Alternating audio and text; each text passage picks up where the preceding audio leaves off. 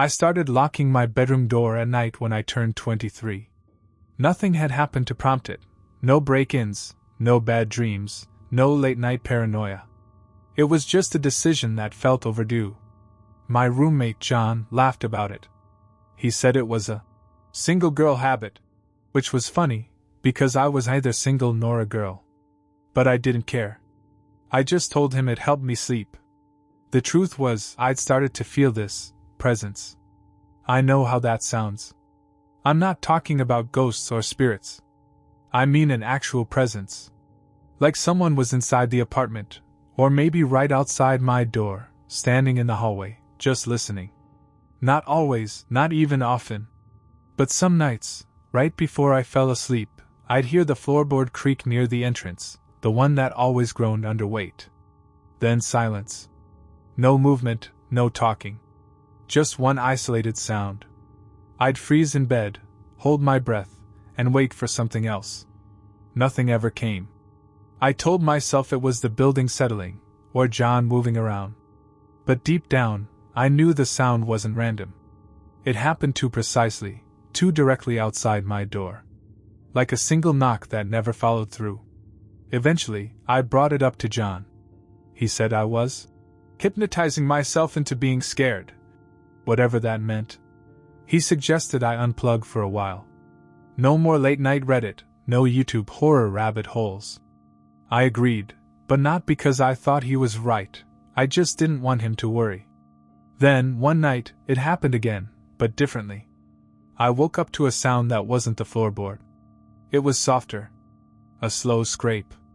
Like someone dragging their fingernail along the doorframe. Not knocking. Just feeling. Testing. I didn't move. Didn't breathe. My hand was 6 inches from my phone, but it felt a mile away. I counted the seconds between each scrape, and with every second, my heartbeat grew louder. 30 seconds passed. Then silence. Then the scrape again, this time on the doorknob. Still, no footsteps, no voices. Just that awful, deliberate sound. The next morning, I checked the knob. It looked normal. No marks, no scratches. I even sniffed around the doorframe, like some idiot thinking I'd smell cologne or breath. But there was nothing. John was already at work. I thought about texting him, but I didn't want to hear another lecture. I decided to let it go, to chalk it up to half-sleep delusion. Until that night, when I found the folded piece of paper on my pillow. It wasn't there when I'd made the bed. It was just a single piece of printer paper, folded once. Inside, in shaky handwriting, it said, "You locked the door." I didn't sleep that night. I sat on my bed with the light on, holding that paper like it might change if I stared hard enough. It didn't. Just those 4 words, written in what looked like someone's non-dominant hand. Sloppy. Uneven pressure. Like it had been written quickly. Desperately. You locked the door. It wasn't a threat, not really. But it was definitely a message. And it raised a question that completely rearranged my insides. How did it get on my pillow? I keep my door locked. Always. It was locked when I went to sleep, and still locked when I woke up. I checked it 3 times before bed, out of habit. Which meant whoever left the note was already inside. That, or I had let them in, somehow, without knowing. I turned the apartment upside down. Every closet, every cabinet. I even opened the fridge, like some part of me thought maybe they'd hidden there. There was nothing. The windows were shut, screens intact. The front door had its deadbolt engaged. No sign of forced entry. No sign of any entry. I finally texted John. Told him something weird was happening and I needed to talk. He came home early and listened, but I could tell he didn't believe me. He asked where the note was, and I showed him. He laughed. "That's your handwriting," he said. It wasn't. But I could see why he'd think so. The E's were jagged, like mine. The capital D had a similar slope. Still, I knew it wasn't mine. There was something off about it, like someone had seen my writing once and tried to mimic it through a fog. I didn't push the point. John was already looking at me like I was halfway gone. Instead, I asked him if he ever locked his door at night. No, he said. Never have. That night, I heard the scraping again. Same pattern. Long drag along the doorframe, then a pause, then a shorter scrape near the lock. I didn't freeze this time. I stood up, walked to the door, and pressed my ear against it. Breathing. Slow. Heavy. Right on the other side. I didn't make a sound. I just stood there, listening, until it stopped. Then I waited another 30 minutes before unlocking the door. There was nothing in the hall. John's door was ajar, his light off. Everything was as it should be. Except, when I looked down, there was a wet fingerprint on the doorknob. Just one. Perfectly centered. I cleaned it. Sat in the living room until sunrise. The next day, John moved out. Not because of the note. Not because of the noise. Because someone had been in his room the night before. He'd woken up to someone standing at the foot of his bed. No details. Just a silhouette, and then gone. He didn't want to talk about it. He just left. I live alone now. I still lock the door. But sometimes, I find the lock unlocked in the morning. Just barely turned, like someone had tested it. Not forced it, just touched it. And on 3 separate mornings, spaced weeks apart, I'd found a single word written in the dust on my nightstand. Still watching. I moved into apartment 3B on a Monday. It was supposed to be temporary, just 6 months while I figured some things out. The building was old, with creaky floors and the kind of plumbing that moaned like it resented being used. But it was cheap, and the landlord didn't ask many questions. The first night, I noticed the door across the hall, 3A, had a strange mark on it. Not vandalism, not graffiti. Just a small, deliberate X etched into the wood just below the peephole. Deep enough to expose raw grain. I didn't think much of it at the time. Old buildings have history, and people are weird. I met the guy from 3A the next morning. He was pale, maybe late 40s, and always dressed like he was on his way to a funeral. He didn't introduce himself, didn't smile. He just asked, "Did they tell you about the latch?" I asked what he meant. "The deadbolt," he said. "Use it. Always. Even during the day." Then he closed his door. I chalked it up to eccentricity. I've lived in enough cities to know every building has its own brand of odd. But still, that night, I used the latch. Not because I believed him, but because he sounded like he did. I started noticing things on the second night. First, the doorknob. Around 2 a.m. I heard it rattle. Not a knock. Not someone testing it gently. It was rhythmic, patient. Like someone trying different angles. I froze. The latch held. The sound stopped after 30 seconds. I waited another 10 minutes before checking the peephole. There was no one there. The hallway was empty. Still. The air felt thick, like it had been disturbed. I told myself maybe it was a neighbor, someone drunk, trying the wrong door. But I hadn't heard any footsteps leading up to it. No sound at all until the handle moved. The next night, it happened again. Same time. Same deliberate testing. But this time, something changed. There was a whisper. It wasn't clear or loud. Just a soft breath against the door. A question, maybe? Or a name? I couldn't make it out. When I looked through the peephole, the hall was still empty. Not just empty, wrong. The overhead light was flickering, and there was a faint shape at the very end of the corridor. A person. Maybe. But I blinked, and it was gone. I asked the landlord if the building had a history of break-ins. He looked at me like I'd accused him of a crime. Told me no, never. Said the building was quiet as the grave. That night, the man from 3A knocked on my door. He was shaking. He didn't ask to come in. Just stood there, eyes wide, whispering. "They know you're new. Don't engage. Don't talk through the door.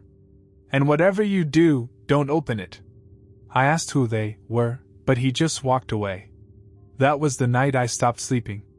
I left the hallway light on, kept my phone in my hand, and sat by the door. The rattling started at 1:47 a.m.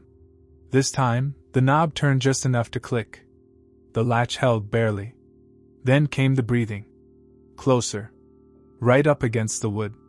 And something else, something I still hear when I close my eyes. A scraping sound. Like a key being dragged slowly across the outside of the door, carving something into it. When morning came, I looked. Carved into the wood, just above the knob, were the words, "Let me in." I didn't call the police. I should have, I know that now. But what would I have said? "There's someone whispering outside my door, but only at night, and they never leave prints or show up on camera." Because by that point, I had set up a camera, one of those cheap motion detection ones from Amazon. I pointed it directly at the door. Every night I made sure it was recording. And every morning, there was nothing. No footage. Just an error message. Recording failed. Or sometimes the files were there, but completely black. No sound. No frames. Just darkness, as if someone, or something, had unplugged it the moment the rattling began. I started sleeping on the couch. Or trying to. I couldn't bring myself to stay in the bedroom. Not after what I heard the fourth night. It was about 2 a.m. I was drifting, not quite asleep, when the door handle moved again, once, twice. Then it stopped. I waited for the usual whispering. Instead, I heard something far worse. The bedroom door creaked open. From the inside. I hadn't locked it. I'd assumed I was alone. I sat bolt upright, hard hammering. I didn't move. Didn't breathe. There was no sound for a long time, just the hum of the fridge, and my blood roaring in my ears. Then, very faintly, I heard the boards in the hallway shift. Inside the apartment. I grabbed a heavy flashlight and crept toward the bedroom. I told myself I'd imagined it, that it was just a trick of half-sleep. But when I stepped into the hall, I could smell something. Sweat. Old wood. Something sour, like wet dog fur that had been left to rot. I flicked the light into the room. Nothing. No one. The bed untouched. But the closet door was ajar, just an inch. I hadn't opened it. I didn't check it. I just closed the bedroom door and pushed the couch in front of it. I didn't sleep that night, or the next. 2 days later, I heard the man in 3A screaming. It wasn't fear. It was rage, pure, violent rage. I opened my door to see him pounding on the hallway wall, fists bloody, yelling, "Stop scraping, stop scraping, stop!" Then he froze, looked directly at me, and said, "They never leave once they find you. All you can do is not let them in. You get that? That's the only thing." He was taken out in restraints that evening. I never saw him again. The next night was quiet. No sounds. No whispers. No movement. But in the morning, I found my deadbolt unlocked. Not the latch, which I always secured from the inside, but the deadbolt. I stared at it for a long time, trying to figure out what it meant. It wasn't forced. It wasn't broken. It had simply been turned from the outside. I asked the landlord to change the locks. He refused. "You're spooking the other tenants," he said. "Maybe this building isn't for you." He was right. I moved out within the week. But here's the thing, when I was packing, I noticed something I hadn't before. Something so small it almost didn't register. The X carved into 3A's door? It wasn't just a mark. It was a tally. And there were more than one. There were 5. 5 vertical notches, and 1 diagonal slash cutting through them. 6 people. 6 tenants. And I was number 7. When my grandfather died, I inherited his house. It was the kind of place realtors call rustic, a squat, L-shaped single story in the middle of nowhere, tucked between a thicket of old pines and a narrow, unlit road that dead-ended at a quarry. No one else lived within a mile in any direction. The silence out there was thick. Heavy. Like a soundproof blanket laid over the world. I only planned to stay long enough to clear it out. 1 month, maybe 2.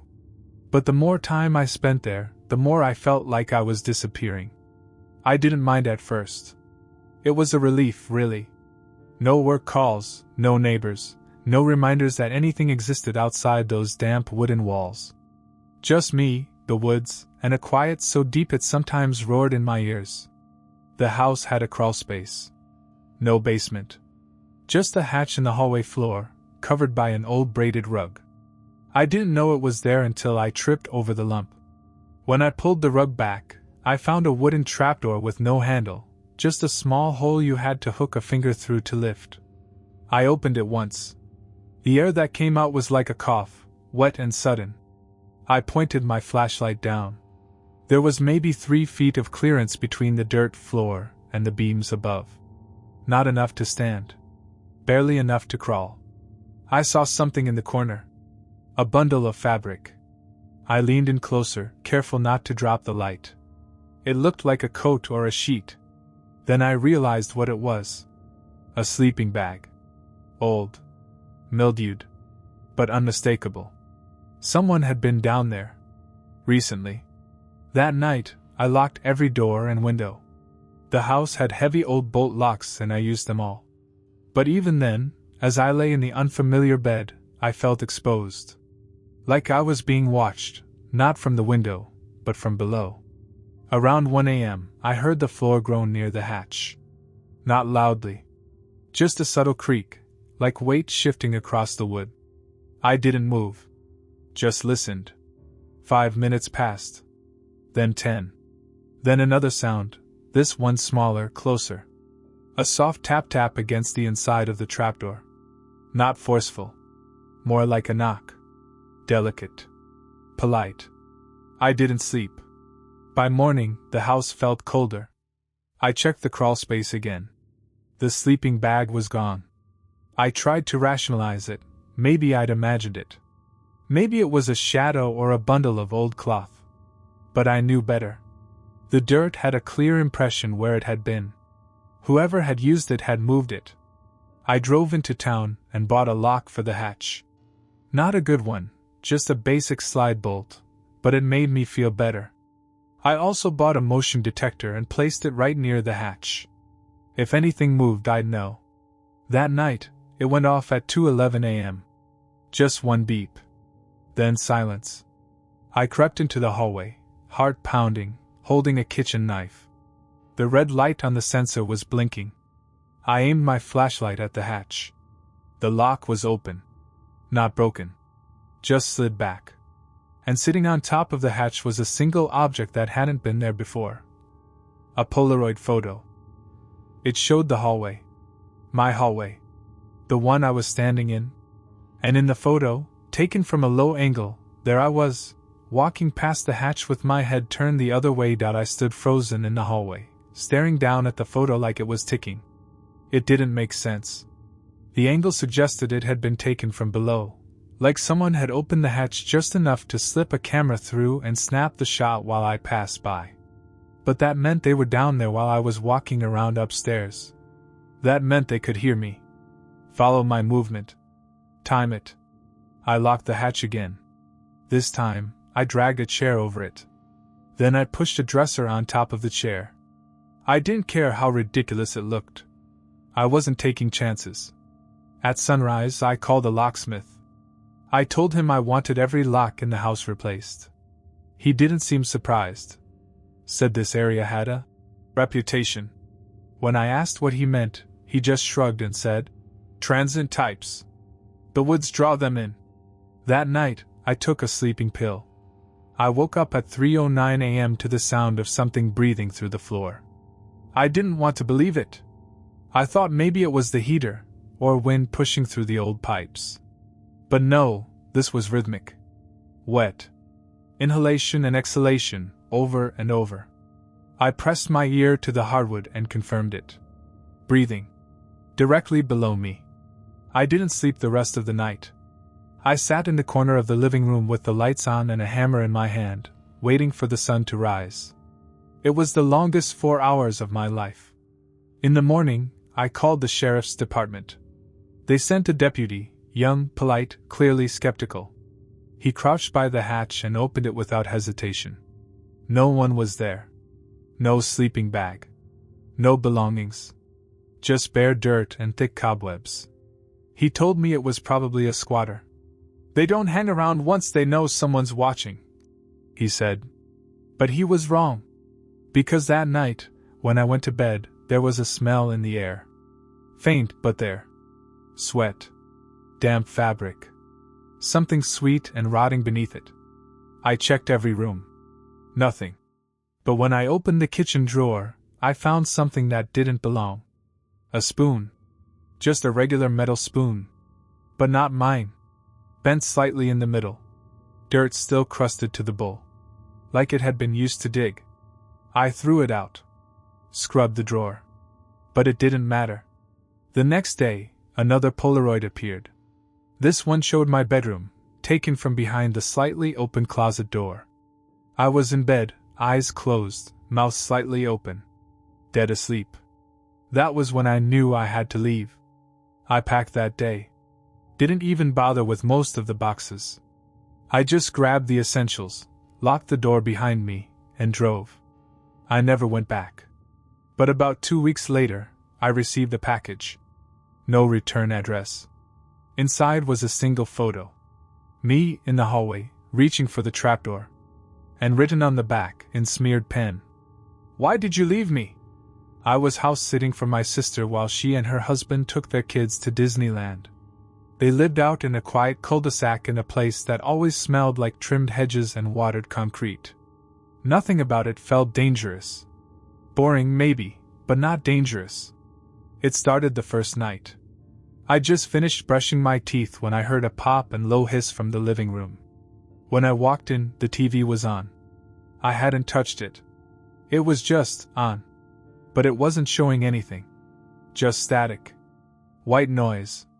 No menu screen, no input label, just noise. I turned it off. Thought maybe the remote had gotten bumped or something. Didn't think much of it.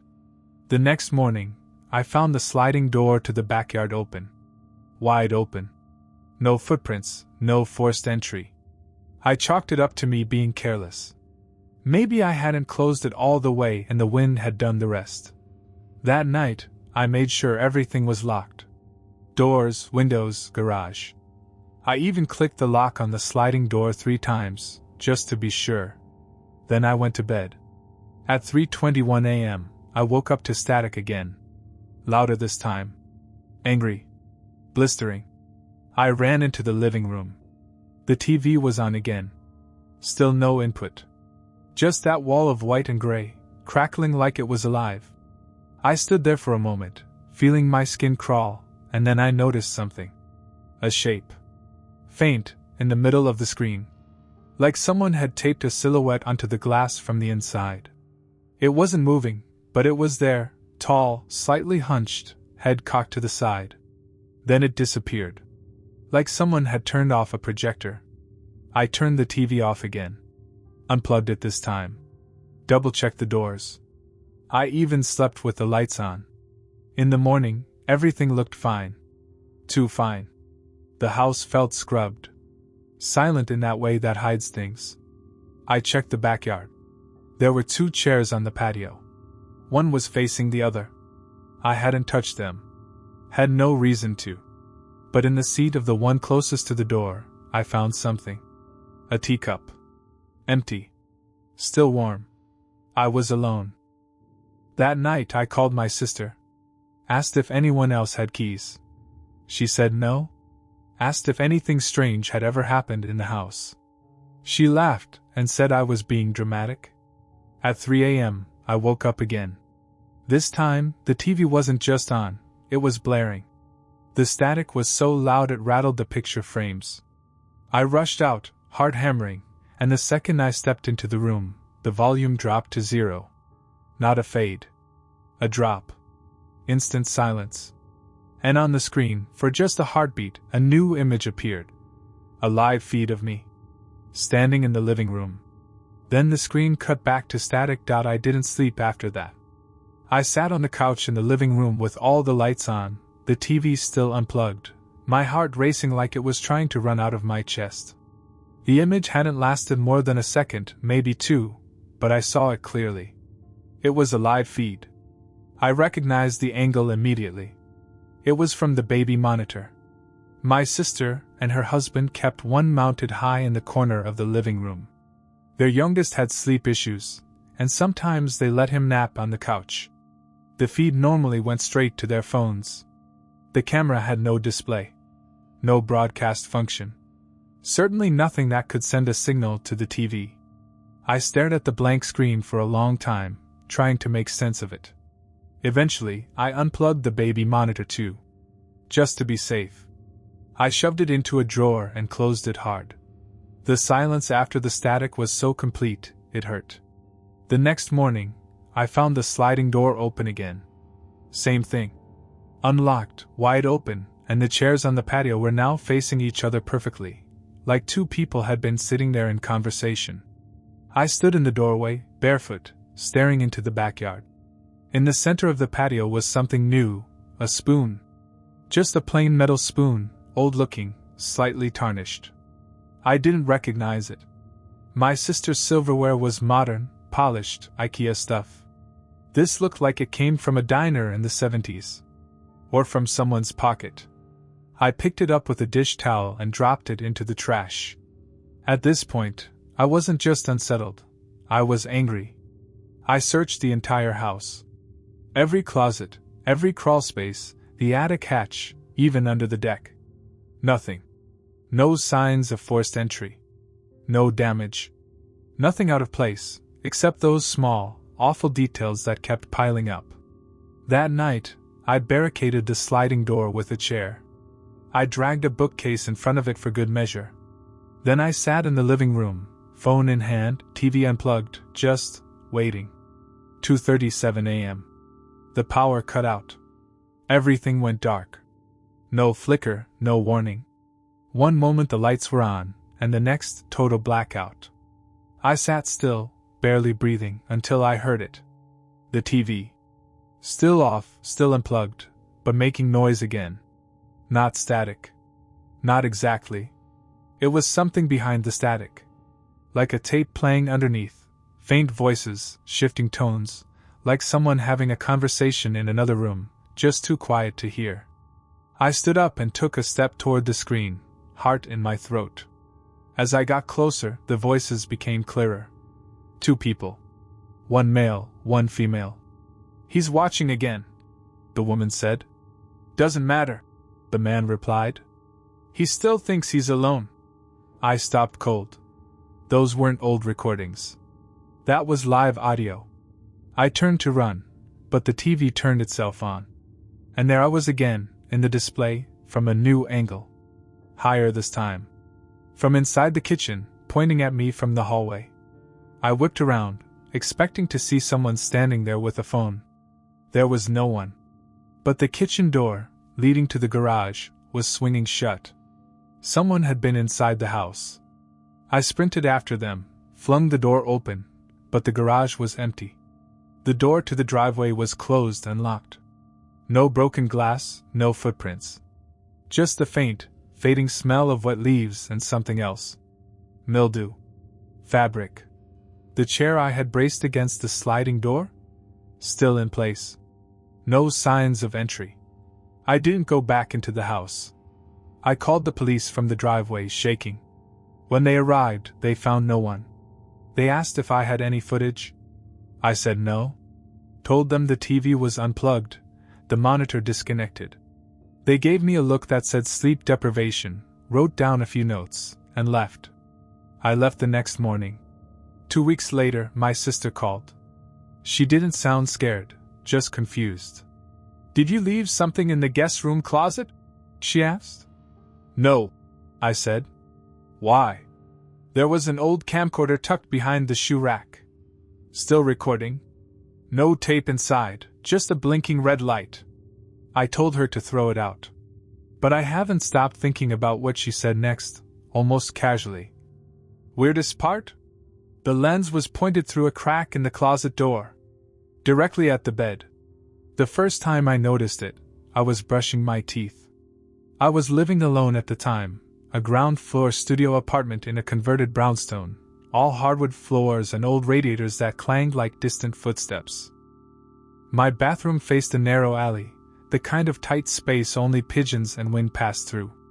The window had frosted glass for privacy. It didn't open. I checked it regularly, never once found it unlatched. But that night, I saw something through it. Just a shape. The hint of movement. Like a figure passing too close to the glass, then lingering. I paused mid-brush, foam dripping from my lip, and stared. Nothing. I told myself it was the shadow of a tree. Maybe a car light refracted weird through the frost. But the next night, it happened again. This time it stopped. I couldn't see a face, just the distortion of a human form, standing inches beyond the window. Still. Motionless. I held my breath. Waited for it to move. After what felt like a full minute, it did, retreating slowly into the blur, back the way it came. When I stepped outside to check the alley, there were no footprints. The third night, I didn't wait in the bathroom. I sat in the living room, lights off, staring at the bathroom doorway. I left the door open, let the moonlight creep in through the frosted pane. It was quiet for hours. Then, just past midnight, I saw it again. Movement. I stood, approached slowly. And this time, I saw something new. Fingertips. 5 of them. Pressed against the outside of the glass, barely visible through the frost. They didn't knock. Just rested there. Flat. Deliberate.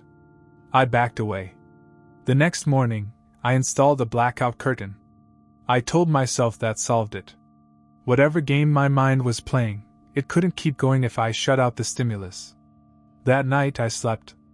But I woke up at 4:18 a.m. to a soft tap tap tap. Not from the bathroom. From the front door. I froze.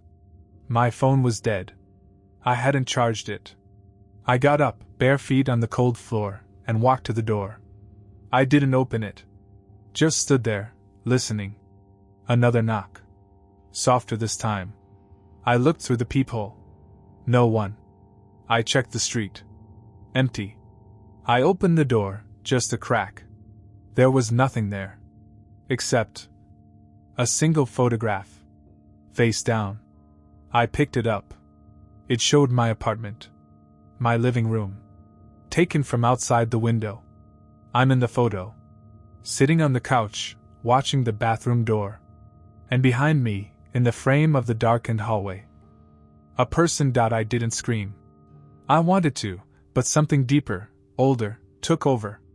I froze with the photo in my hand, eyes locked on the figure in the background. It wasn't clear. The image was grainy, poorly lit. But the shape was there. Just behind me. Half hidden in shadow. I stared at it for a long time, trying to parse the impossible. I remembered that night, I had been alone. Lights off. Watching the hallway, convinced whatever presence I felt came from the bathroom. But it had already been inside. I tore the apartment apart.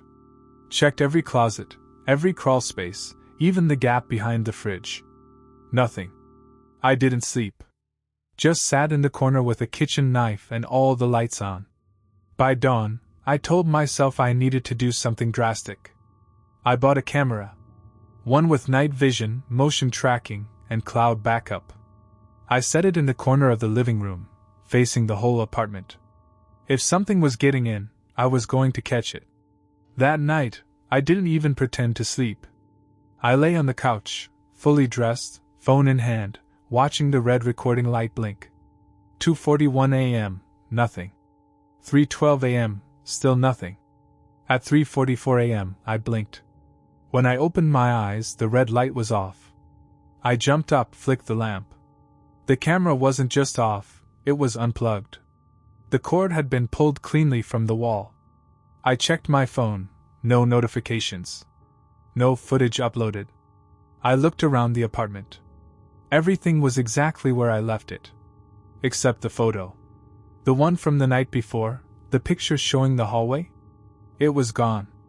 In its place was another photo. Me. Asleep on the couch. My mouth slightly open. My hands folded over my stomach. Taken from above. There was only one place in the apartment where that angle was possible, the loft shelf above the bookcase. A cramped storage ledge maybe 4 feet wide. I hadn't looked up there in years. I climbed onto the counter and slowly pulled myself up. There was dust. Old shoeboxes. And something else. A mat. A thin foam mat, the kind you'd use for camping. Pressed flat. And beside it, an empty plate. Crumbs still fresh. Someone had been living above me. The next morning I moved out. I didn't tell the landlord. I didn't explain. I packed what I could fit into my car and drove. I've never been back. But 2 weeks later, I received an envelope in the mail. No return address. Inside was one thing. A photo. My new apartment. Taken from the hallway. The frame of my doorway just barely in view. And scrawled on the back, in neat block letters. Your door was unlocked.